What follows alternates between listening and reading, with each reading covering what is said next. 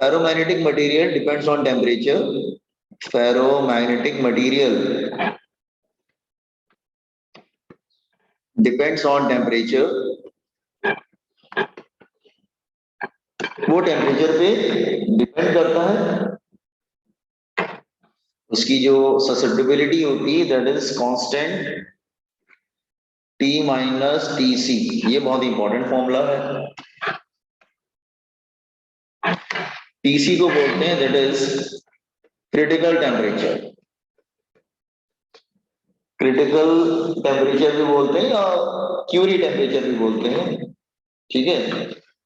Critical temperature और you can say Curie temperature. ये temperature क्या है दिस ईयर, मतलब अगर आप फेरोमैग्नेटिक को बहुत ज्यादा हीट करोगे ना तो फेरोमैग्नेटिक जो है वो पैरामैग्नेटिक में कन्वर्ट हो जाता है।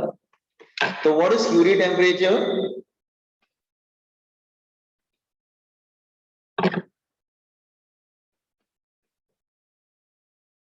एट टेम्परेचर ग्रेटर देन और इक्वल टू TC, अगर टेम्परेचर क्रिटिकल टेम्परेचर या क्यूरी टेम्परेचर के बराबर आ गया देन जो फेरोमैग्नेटिक है, फेरोमैग्नेटिक जो होता है वो कन्वर्ट हो जाता है पैरामैग्नेटिक में। Paramagnetic converted into paramagnetic. तो हमेशा ध्यान रखना at temperature greater than equal to TC just here या about TC it is equal to just वो किस में कन्वर्ट हो जाएगा, वो कन्वर्ट हो जाएगा that is in paramagnetic, paramagnetic में कन्वर्ट हो जाता है। तो उस टेम्परेचर को हम लोग क्या बोलते हैं दैट इज हियर, उस टेम्परेचर को हम लोग बोलते हैं that is Curie temperature, the temperature called Curie temperature. Is it clear? So regarding what is Curie temperature? Temperature at and above which ferromagnetic material converted into paramagnetic material. ये इसका graph देख लेते हैं जरा। See the graph.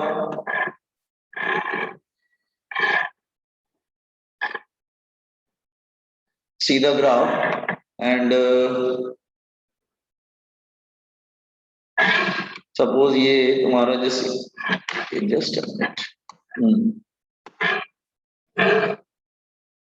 Let's say temperature है and this is temperature and this is susceptibility and this is TC। तो होता क्या है जैसे सपोज कर लो कि अगर ये यहां पर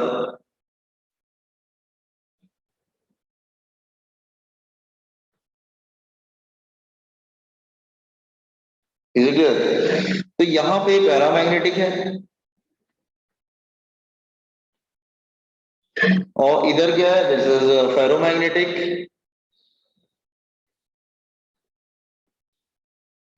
तो इस पे क्या होगा T इक्वल TC पे तो इनफाइनाइट हो जाएगा ना बेटा, ये जीरो हो जाएगा, anything divided by zero become infinite. तो इसको थोड़ा सा छोड़ देते हैं।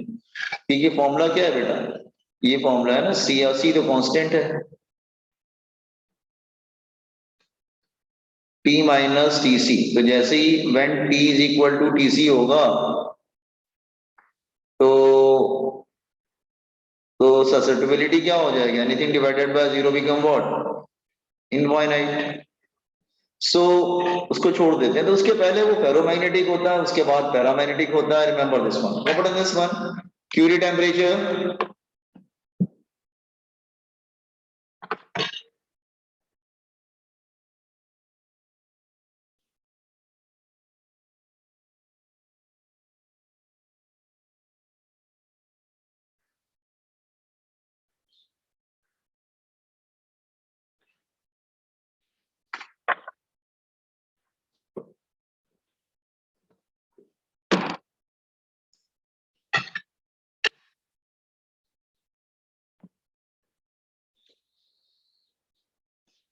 understood। Curie temperature, the ferromagnetic material converted into paramagnetic, वो ferromagnetic convert हो जाता है paramagnetic।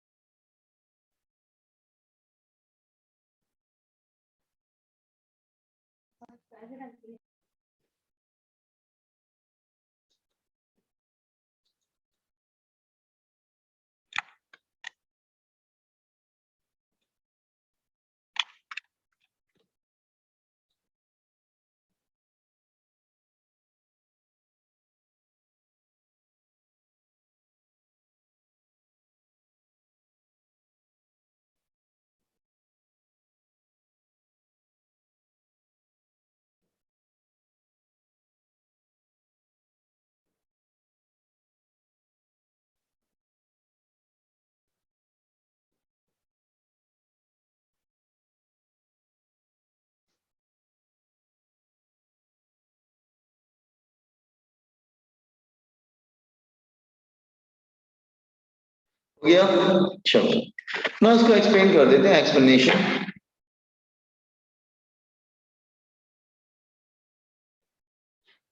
एक्सप्लेनेशन क्या है? जस्ट हियर एक्चुअली इसके जो बेस्ट एग्जांपल, जैसे अच्छा एक सेकंड, इसका एग्जांपल भी एक बता देते हैं। एग्जांपल नहीं बताया मैंने, इसका एग्जांपल बता देते हैं। Let's say I am taking one example Curie temperature का। जैसे आयन, आयन के लिए जो है वो क्यूरी टेम्परेचर होता है वो 770 होता है शायद डिग्री सेल्सियस। केल्विन में करेंगे तो क्या होगा? 770 प्लस 273, तो ये कितना आ जाएगा? दैट इज 3 एंड 7 7 14, देन 1043 आएगा ना केल्विन। तो कहने का मतलब ये कि आयन एक फेरोमैग्नेटिक मटेरियल है, लेकिन जैसे ही वो 770 टच करेगा एटम, उसी समय वो पैरामैग्नेटिक में कन्वर्ट हो जाएगा। रिमेंबर एट 770 या उसके अबव वो कन्वर्ट हो जाएगा पैरामैग्नेटिक में। Is it clear? Okay, this is one of the example. ध्यान रखना बस और के बारे में, ठीक है? ओके, तो एक्सप्लेनेशन हम कर रहे थे। यस, एक्सप्लेनेशन पैरामैग्नेटिज्म का एक्सप्लेनेशन बता रहा हूं। जैसे एक्चुअली इसमें जो है ना, जैसे अगर मैं आयन ले रहा हूँ, निकल ले रहा हूँ, कोबाल्ट ले रहा हूँ, whatever it is, these are the examples. इनके कौन पार्ट लेते हैं? डी शेल के, डी जो सब शेल्स होते हैं ना, डी शेल के इलेक्ट्रॉन पार्टिसिपेट करते हैं, electrons participate.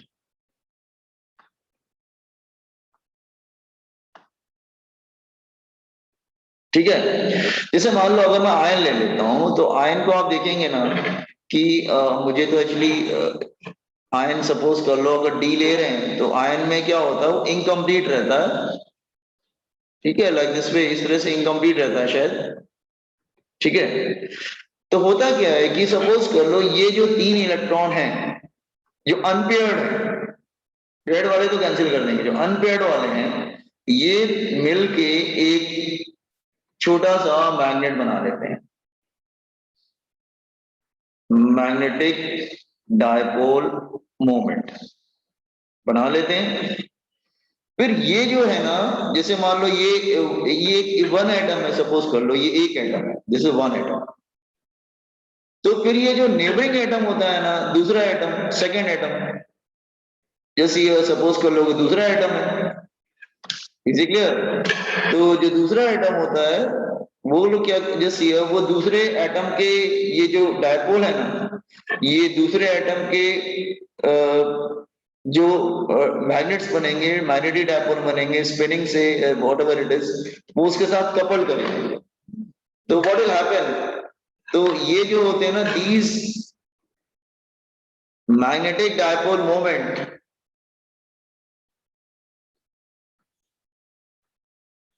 Coupled with the, coupled मतलब ये ऐड ऑन हो जाते हैं, ऐड हो जाते हैं, coupled with the magnetic moments of neighboring atoms, of neighboring atom, large number of neighboring atoms coupled with the magnetic moment of large number of large number of number of neighbouring atoms, वो अपने neighbouring atom के साथ couple कर जाते हैं, okay, forming a strong magnet, strong dipole moment, okay, in large area called domain, उसको हम लोग डोमेन बोलते हैं। तो मेरी आवाज आ रही है ना बहुत जल्दी आप लोग को ठीक से? ठीक है, तो मैंने क्या बोला कि जैसे मान लो आयन है तो उसके जो अनपेयर्ड इलेक्ट्रॉन होते हैं ना, वो एक मैग्नेट बना लेते हैं स्पिनिंग से, और वो सब एड ऑन हो जाते हैं। फिर वो ये काम नहीं करते हैं, जो नेबरिंग एटम होता है ना, सब्सटेंस तो बहुत बड़ा होगा, तो नेबरिंग एटम होता है तो उसके भी एटम्स के जो मैग्नेट्स मैग्नेटिक डायपोल मोमेंट है उसके साथ ऐड हो जाते हैं। इस तरह करते करते करते करते वो एक बहुत बड़े रीजन में बहुत सारे जो नेबरिंग एटम और सबके मैग्नेट्स कंबाइन होते होते होते होते एक बहुत बड़ा मैग्नेट बना लेते हैं। इसी के उसको हम लोग क्या बोलते हैं, डोमेन ना। वन डोमेन, एक डोमेन में नियर अबाउट कितने एटम्स होते होंगे जो एड ऑन होके और एक बड़ा मैग्नेट बनाते हैं? तो सी हियर, हाँ, वन डोमेन में near about,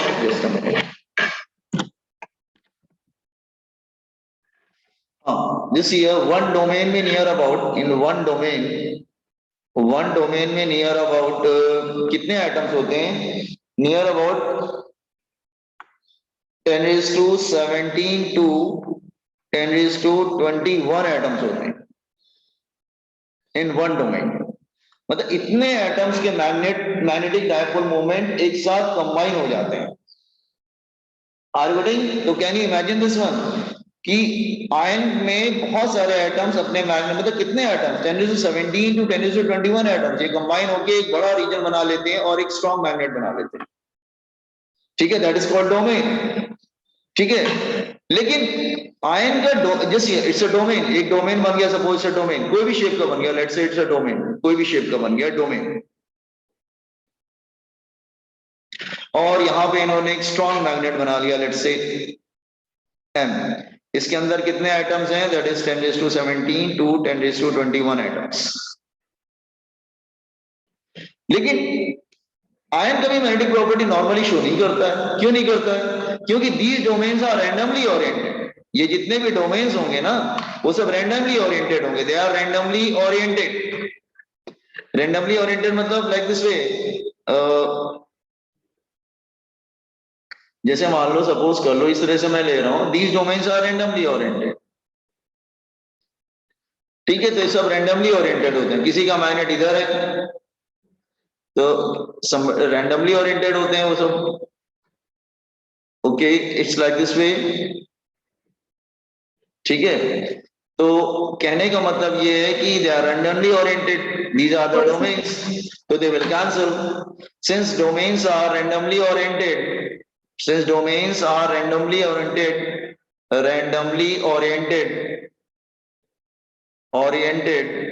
so net dipole moment becomes zero. यहां पे तो हमारा डायपोल मोमेंट है, एक डोमेन में होता है, लेकिन बहुत सारे डोमेन देखेंगे तो they will cancel each other. Have understood this idea? Ion के अंदर मैग्नेटिक प्रॉपर्टी होती है, लेकिन क्योंकि डोमेन्स रैंडमली ओरिएंटेड होते हैं तो उनके मैग्नेट्स एक दूसरे को कैंसिल कर देते हैं, मतलब डायपोल मोमेंट एक दूसरे को कैंसिल कर देते हैं, तो नेट डायपोल मोमेंट जीरो हो जाता है। हाँ, लेकिन अगर तुमने किसी आयन को, लेट्स से, अगर मैं कोई आयन का पीस ले लेता हूँ, let's say this is ion, okay, सब ध्यान समझने की कोशिश करो, दिस इज आयन जैसे, और अगर तुमने जैसे लाइक दिस वे, अगर मैं एग्जांपल ले लेता हूँ, हाँ, लेट्स से अगर मैं यहाँ पे ले लेता हूँ, these are domains, let's say मैं डोमेन्स ले लेता हूँ। तो इसका डोमेन ऊपर की, इसका डायपोल मैग्नेट ऊपर की तरफ है, डायपोल मोमेंट डाउन, और इस तरह से वो सब एक दूसरे को कैंसिल कर देते हैं, तो net dipole moment is equal to zero. लेकिन जैसे ही तुम एक्सटर्नल मैग्नेटिक फील्ड अप्लाई करोगे, then what will happen? Let's say मैंने यहाँ पे एक्सटर्नल मैग्नेटिक फील्ड अप्लाई किया लाइक दिस वे, और एक बार वीक अप्लाई की, दूसरी बार स्ट्रॉन्ग अप्लाई कर दी, it's a strong magnetic field, that is we not. the strong and weak strong external magnetic field,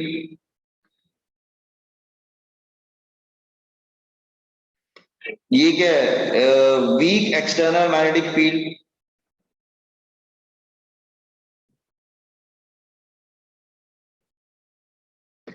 तो वीक वाला क्या करेगा ना, जैसे वो क्या करेगा कि धीरे धीरे जो उसके डायरेक्शन में डोमेन होगा ना, उसका एरिया बढ़ता जाएगा, बाकी जो अदर डायरेक्शन के होंगे वो श्रिंक होते जाएंगे, लाइक दिस वे, मतलब it's like this way, just वे।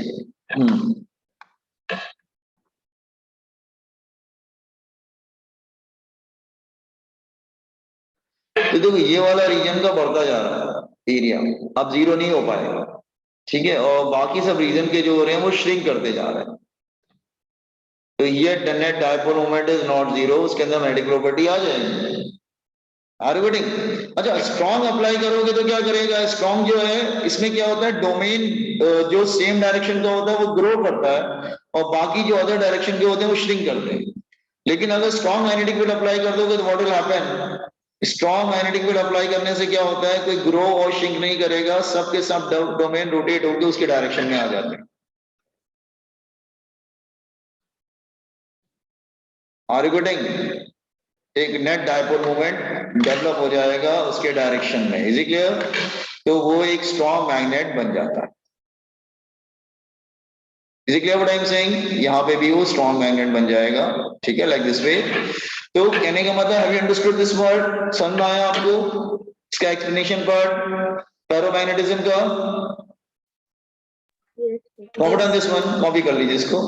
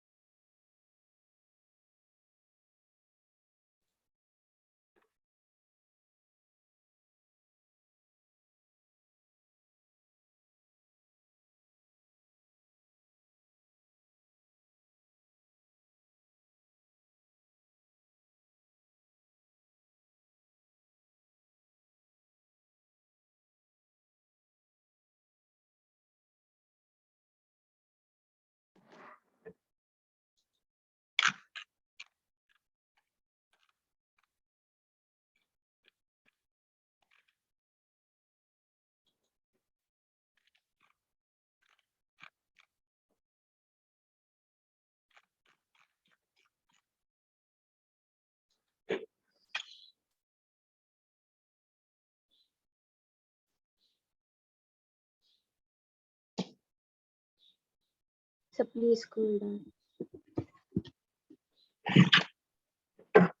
इसमें क्या हो रहा है, there's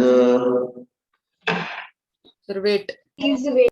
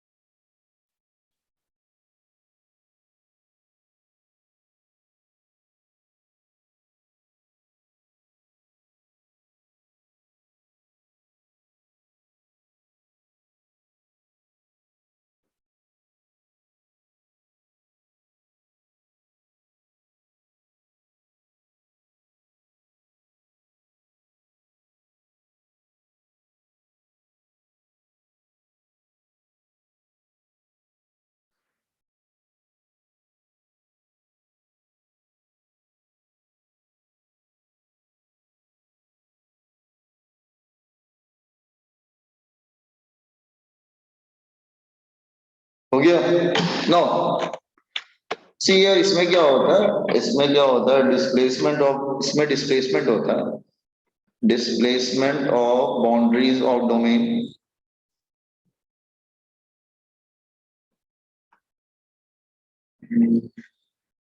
बाउंड्रीज ऑफ डोमेन, और इसमें क्या होता है, that is rotation of domain, domain rotate करके सब सेम डायरेक्शन में, rotation of domains.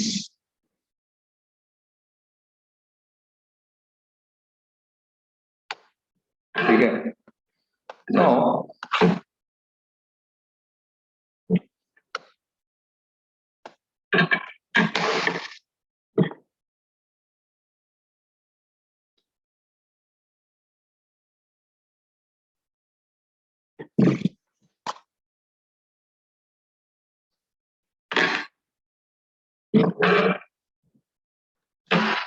Next heading is hysteresis.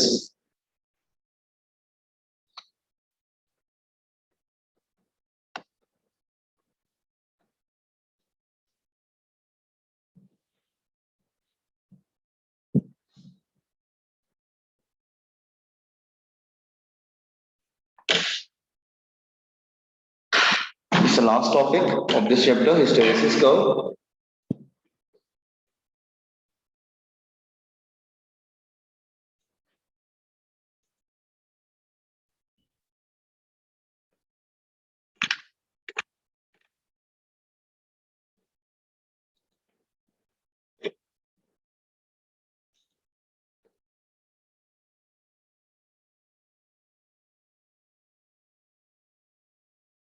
Completed by everyone? Yes, sir. Here, can I scroll everything down? लिख लिया आप लोग ने? Yes, sir. Okay. Now this is the last topic of this chapter, and the chapter will be over. Hysteresis curve. Just here. Actually, जब हम किसी ferromagnetic material को external magnetic field में रखते हैं, तो इट गेट कंप्लीटली मैग्नेटाइज्ड, वो पूरी तरह से मैग्नेटाइज्ड हो जाता है। ठीक है, जैसे ion is a ferromagnetic material, okay. लेकिन वैसे तो डायमैग्नेटिक, पैरामैग्नेटिक, फेरोमैग्नेटिक जैसे ही है। Copper is diamagnetic, aluminium is paramagnetic, ion is ferromagnetic. अगर मैं एक्सटर्नल फील्ड में रखूंगा, all three become a magnet, तीनों मैग्नेट बन जाएंगे। कॉपर भी बन जाएगा, ये डाई मैग्नेटिक है, ये पैरामैग्नेटिक है, ये फेरो, ऑल थ्री बिकम मैग्नेट। लेकिन जैसे ही मैं एक्सटर्नल मैग्नेटिक को रिमूव करूंगा, तो ये दोनों वापस डीमैग्नेटाइज हो जाएंगे। कॉपर, एल्यूमिनियम बहुत देर तक अपनी मैग्नेटिक प्रॉपर्टी को रिटेन नहीं कर पाते हैं। तो जैसे ही आप एक्सटर्नल मैग्नेटिक फील्ड अप्लाई करेंगे, copper and aluminium they become a magnet, but once magnetic field is removed, they get demagnetized. But what about iron? Iron कैसा नहीं होता। आयन में अगर एक्सटर्नल मैग्नेटिक फील्ड अप्लाई करोगे, it become a magnet, okay. लेकिन अगर external magnetic field remove भी कर दोगे, तो भी आयन अपनी मैग्नेटिक प्रॉपर्टी को रिटेन करेगा। तो are you getting the difference between dia para, ferro? Dia para में क्या है कि अगर आप एक्सटर्नल मैग्नेटिक फील्ड अप्लाई करेंगे तो वो मैग्नेट बन जाता है, लेकिन जब एक्सटर्नल मैग्नेटिक फील्ड रिमूव करोगे तो वापस वो डीमैग्नेटाइज, नॉर्मल जैसे पहले थे वैसे हो जाएंगे। लेकिन आयन में ऐसा नहीं होता है। आयन को अगर मैग्नेटाइज करोगे तो उसके अंदर एक परमानेंट मैग्नेटिक प्रॉपर्टी सेट हो जाती है, और अगर तुमने एक्सटर्नल मैग्नेटिक फील्ड हटा भी दिया तो भी कोई प्रॉब्लम नहीं है, ठीक, कम हो जाएगी मैग्नेटिक फील्ड, बट स्टिल वो अपनी मैग्नेटिक फील्ड को रिटेन करेगा। Is it clear? So just see a hysteresis curve. Hysteresis curve क्या है? Just here, let's say, let a ferromagnetic material,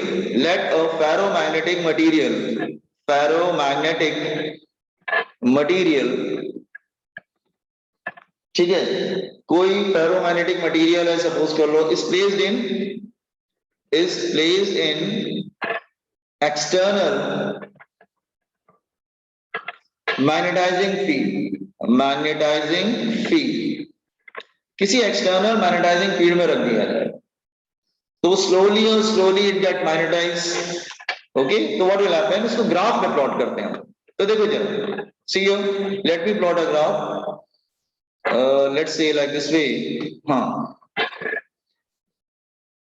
पहले ग्राफ को समझ लो। ओके, नो लेट्स से अगर यहाँ पे हम लोग एक मैग्नेटिक प्रॉपर्टी, जैसे यहाँ पे हम मैग्नेटाइजिंग फील्ड है, it is magnetising field,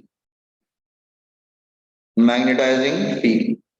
okay, और ये है intensity of magnetisation, intensity of magnetisation.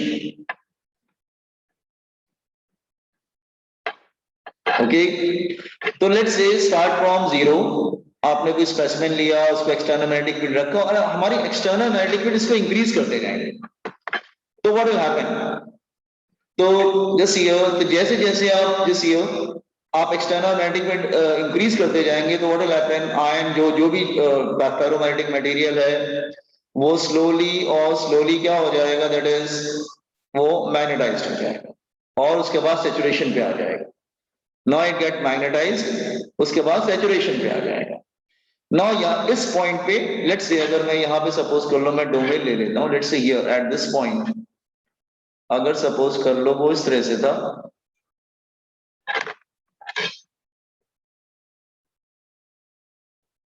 जब यहां पर आएगा तो वो फुल्ली मैग्नेटाइज्ड हो जाएगा,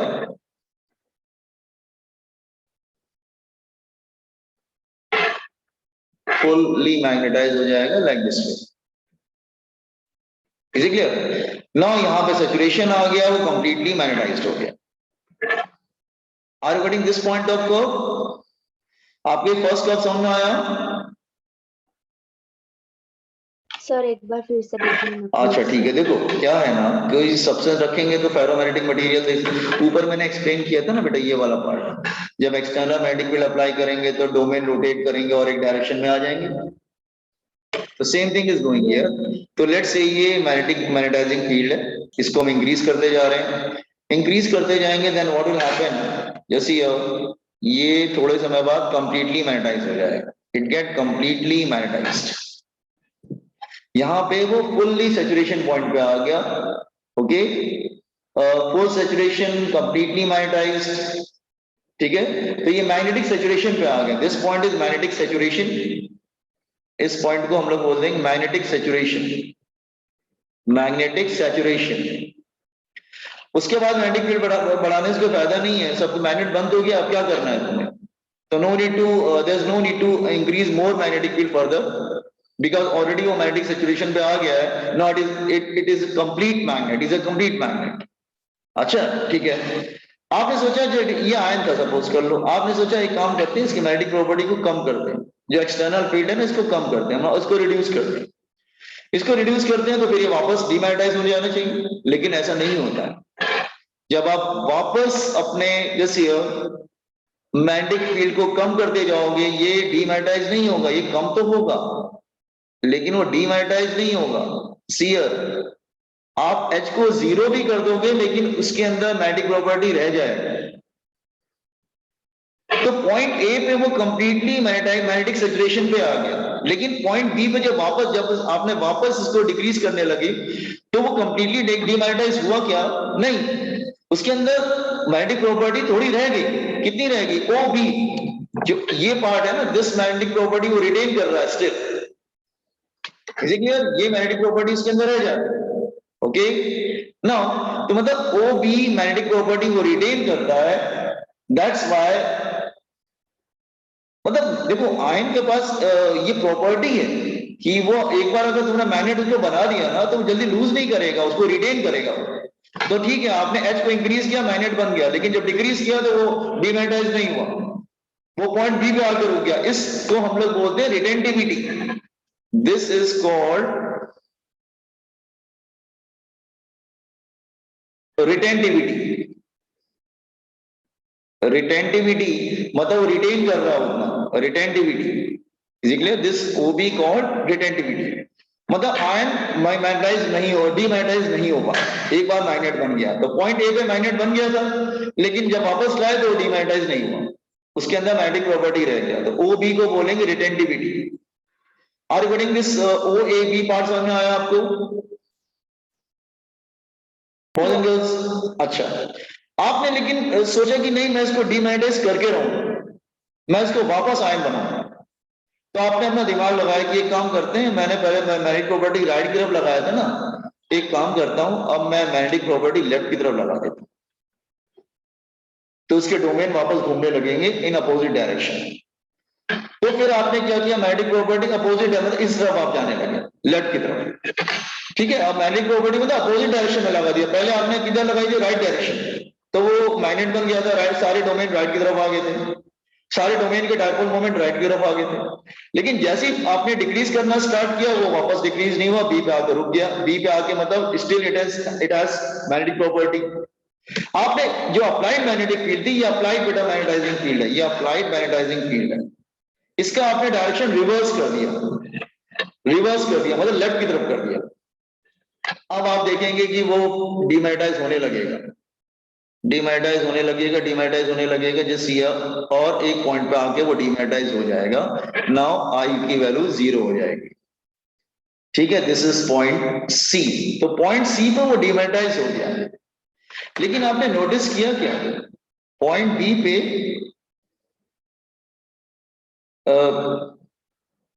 आई की वैल्यू 0 नहीं है, लेकिन एच की वैल्यू 0 है। लेकिन पॉइंट सी पे आई की वैल्यू 0 हो गई, लेकिन एच की वैल्यू 0 नहीं है। Are you getting?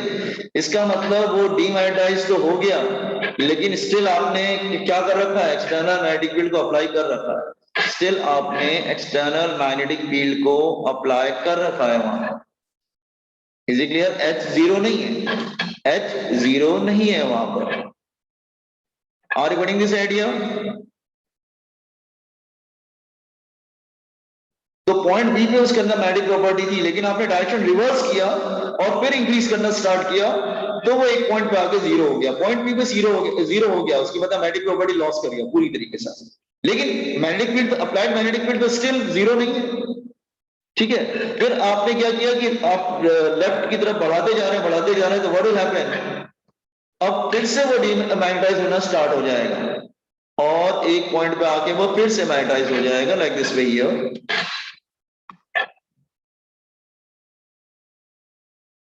Just here वो फिर से यहां पर मैग्नेटाइज हो जाएगा। Now again it get magnetize, लेकिन दिस टाइम वो लेफ्ट की तरफ मैग्नेटाइज हो जाएगा, फिर वो मैग्नेटिक सैचुरेशन पे आ गया। आपने सोचा ये फिर से मैग्नेटाइज हो गया, एक काम करते हैं, फिर मैग्नेटिक फील्ड का मैं डायरेक्शन रिवर्स करता हूं, अब मैं फिर से राइट की तरफ कर देता हूं।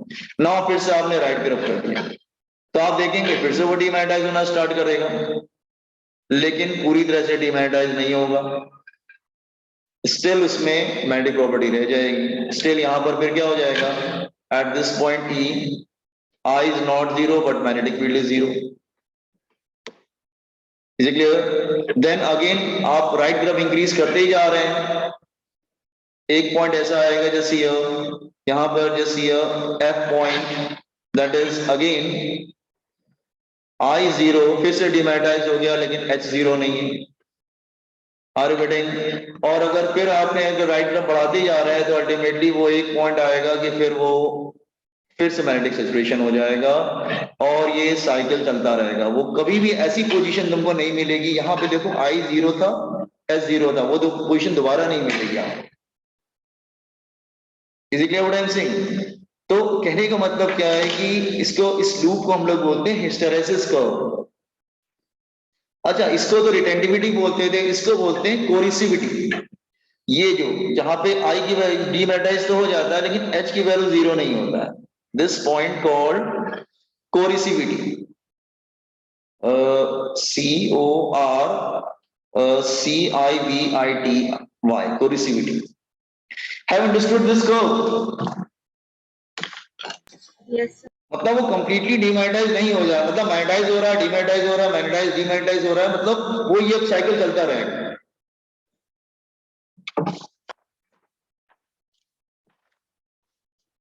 कॉपी ऑन दिस कर्व, ये कर्व कॉपी कर लीजिए जरा, हिस्टेरेसिस कर्व।